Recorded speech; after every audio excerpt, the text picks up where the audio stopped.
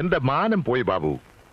ഞാനിപ്പോ അവന്മാരെ കണ്ടിട്ട് വരിക. വിഷമമായി പോർക്ക്. അതുകൊണ്ടാണ് ഞാൻ റോസ്റ്റിംഗ് പിടിക്കാനത്.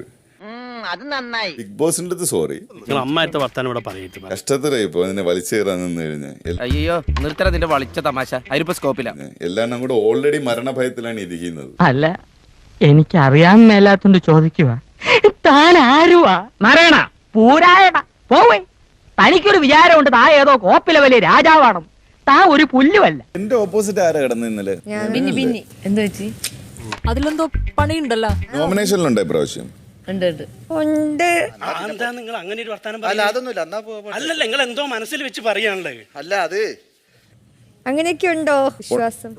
എന്തോ കുത്തി പറയുന്ന പോലെ എനിക്ക് ഫീൽ ചെയ്യുന്നുണ്ട് കേട്ടോ.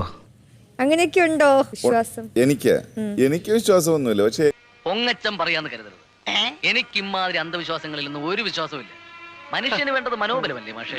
എന്റെ ബിഗ് ബോസ് ഹൗസിൽ ഉണ്ടായിരുന്നവർക്കൊക്കെ വിശ്വാസം ഉണ്ടായിരുന്നു. ദൈവമേ, തമാശ കളിക്കരുത്. തമാശയല്ല, നീ കേട്ടതൊക്കെ സത്യമാണ്. ഓപ്പോസിറ്റ് കിടക്കുന്നതൊക്കെ എവിക്റ്റ് ആയി പോകും. ഇപ്പൊ എന്താ പറഞ്ഞ? ഈ ഓപ്പോസിറ്റ് കിടക്കുന്നതൊക്കെ എവിക്റ്റ് ആയി പോകും. അത് ശരി. അപ്പൊ അണ്ണൻ പാരവയ്ക്ക് ഇറങ്ങിയിരിക്കാനല്ലേ? പറയുന്നവരല്ലേ? പക്ഷെ ഇത് ചതിച്ചോ ദൈവമേ. ഇത് ഞാൻ പറഞ്ഞതല്ല, ഇതൊന്നും ഇല്ലാത്തല്ല, ഉള്ളത് തന്നെ. എന്റെ സമയത്ത് ഹൗസിലുള്ളവര് പറഞ്ഞാണ്.